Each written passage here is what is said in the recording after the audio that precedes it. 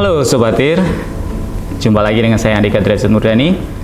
Kali ini kita akan bicara dan diskusi mengenai karakteristik perdagangan internasional.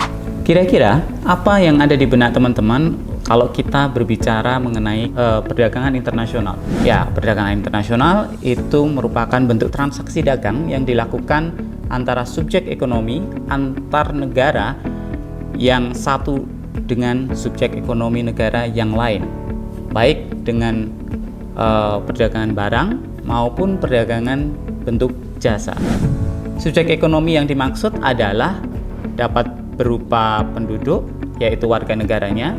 Ada juga perusahaan, baik itu perusahaan ekspor maupun perusahaan impor, lalu perusahaan industri, perusahaan negara, juga ada departemen pemerintah, gitu ya.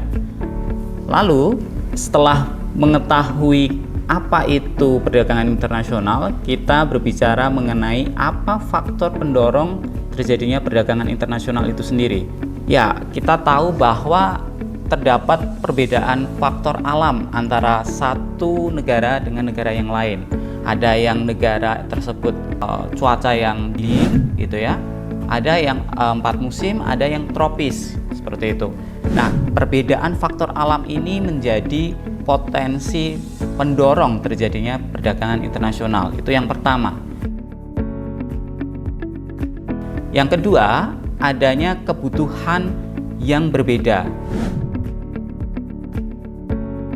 Sehingga negara satu dengan negara yang lain ingin memenuhi kebutuhan masing-masing. Jadi adanya upaya untuk memenuhi kebutuhan barang dan jasa dalam negeri yang tidak bisa atau sulit untuk dipenuhi dari dalam negeri saja. Contoh, teman-teman tahu Swiss, ya? Swiss itu terkenal dengan coklat. Tapi Swiss yang terkenal dengan coklatnya, ternyata Swiss tidak menanam coklatnya sendiri. Swiss mendapatkan coklat mentah itu dari Afrika Barat. Artinya ada kebutuhan yang memang harusnya dipenuhi oleh negara Swiss, yaitu kebutuhan bahan baku coklat untuk memproduksi coklat. Sedangkan Swiss tidak menanam coklat sama sekali. Lalu berikutnya adanya perbedaan kemampuan dalam penguasaan ilmu pengetahuan dan teknologi untuk mengolah sumber daya ekonomi.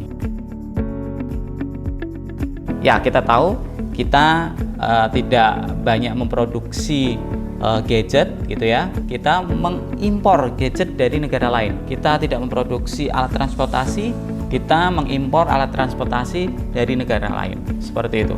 Lalu yang berikutnya, adanya keinginan untuk memperoleh keuntungan dan meningkatkan pendapatan negara. Karena bisa jadi kita itu juga memproduksi, kita ingin mendapatkan keuntungan, lalu kita melakukan ekspor, seperti itu. Yang berikutnya, yang kelima, adanya kelebihan produk di dalam negeri sehingga memerlukan pasar baru untuk menjual produk tersebut. Ada beberapa macam contohnya ya, memang kita ada kelebihan produk seperti itu. Terus yang keenam, adanya perbedaan kondisi geografis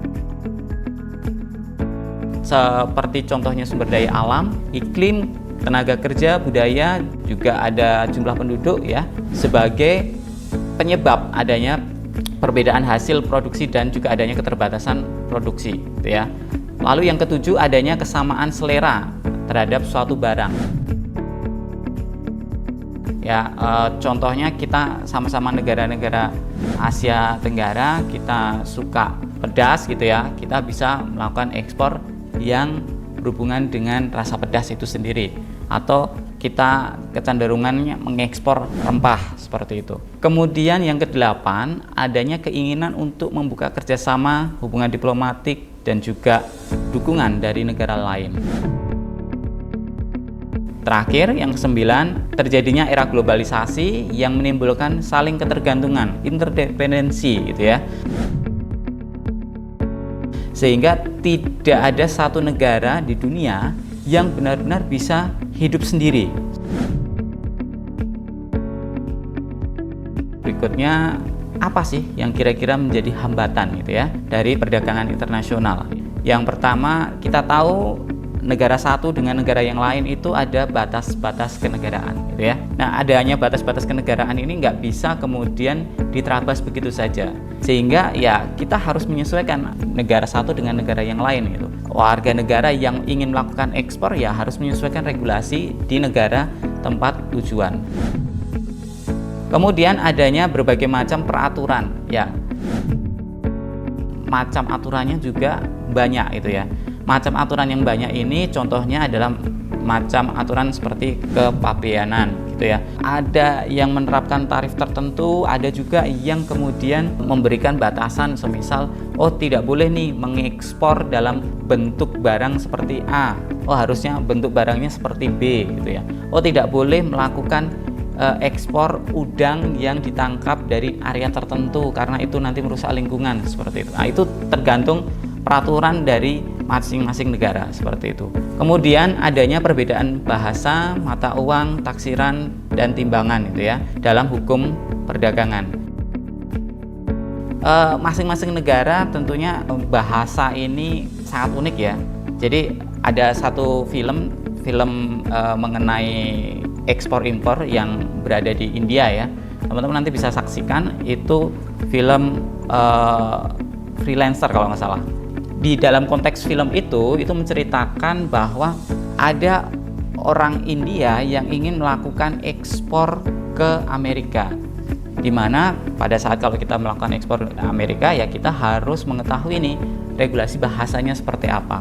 Ternyata ada perbedaan konteks dalam penafsiran. Yang satu itu mengatakan rubber itu dimaksudkan sebagai karet gitu ya.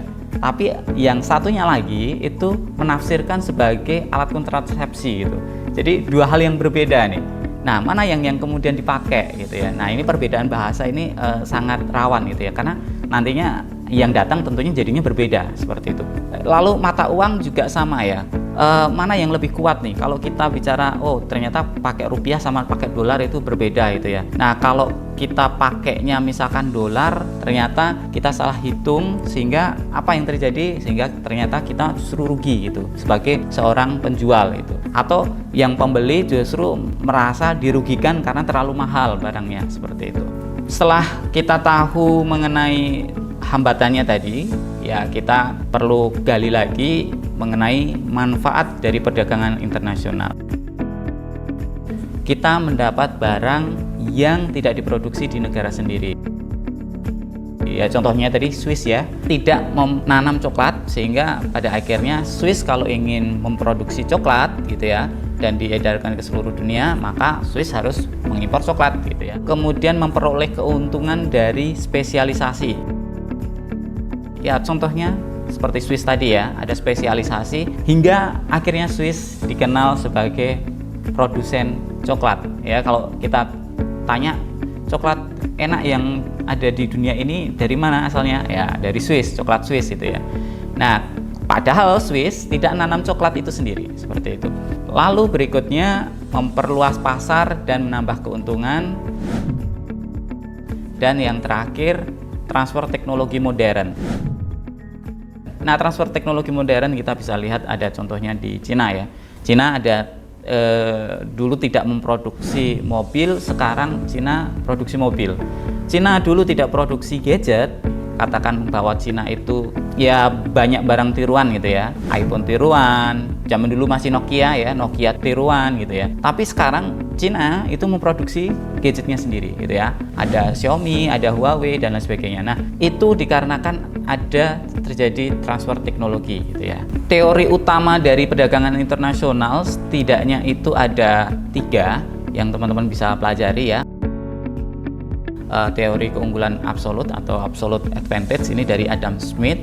Nanti teman-teman bisa gali lebih lanjut di mana negara itu memiliki keunggulan mutlak gitu ya bila mampu memproduksi barang dengan biaya yang lebih rendah dari negara lain ya, atau disebut kemudian sebagai pure theory karena hanya mempertimbangkan faktor produksi realnya. Jadi faktor produksi realnya itu apa?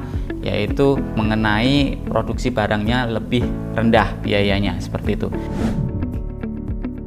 Ada teori keunggulan komparatif itu dari David Ricardo. Negara memiliki keunggulan komparatif bila mampu memproduksi barang lebih banyak dengan biaya lebih rendah. Barangnya lebih banyak nih gitu ya. Jadi bukan harganya tetapi barangnya bisa lebih banyak juga, seperti itu.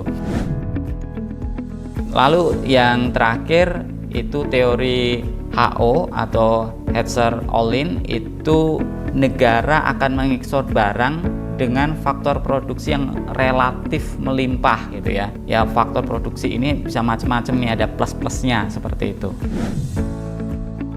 Mungkin teman-teman nantinya bisa berdiskusi gitu ya, lebih lanjut. Nah, kira-kira apa yang perlu didiskusikan? Ya, kita mengenai siapa yang diuntungkan di dalam perdagangan internasional itu sendiri. Apakah importir atau eksportir nih? Yang berikutnya, apakah kemudian produsen atau konsumen yang diuntungkan? Yang berikutnya lagi, kira-kira yang diuntungkan apakah negara berkembang atau justru negara maju?